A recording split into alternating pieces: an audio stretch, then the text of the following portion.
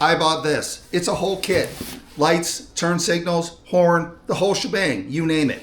So the kit comes with these instructions. I won't lie, they're not great. They kind of need to come with a translator. There's no translator. But the good news is, there's lots of pictures. And you know what?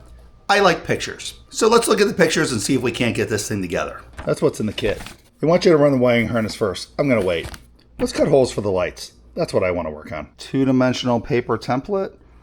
It's not too bad. I think it's important we try to get this to match the body line. So as long as these are right, we should be good. Not too bad. Let's do the back and then we'll think about cutting these out. All right, same thing in the back here. All right, we're gonna call that good. Just to give you an idea what that's gonna look like, it's something like that. All we have left now is to start cutting holes.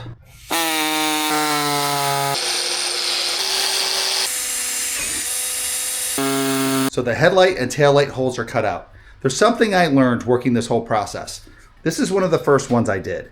I drilled 4 holes and then cut around the pattern I made.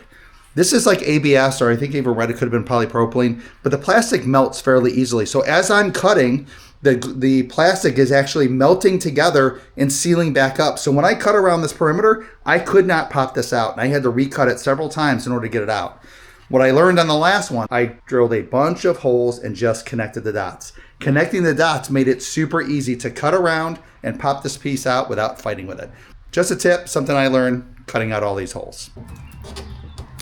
Front headlights are in. They're mostly straight, so good.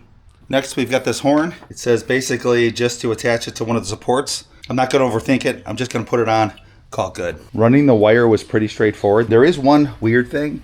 This switch runs the lights also, but it is nowhere in a wiring diagram or in the instructions.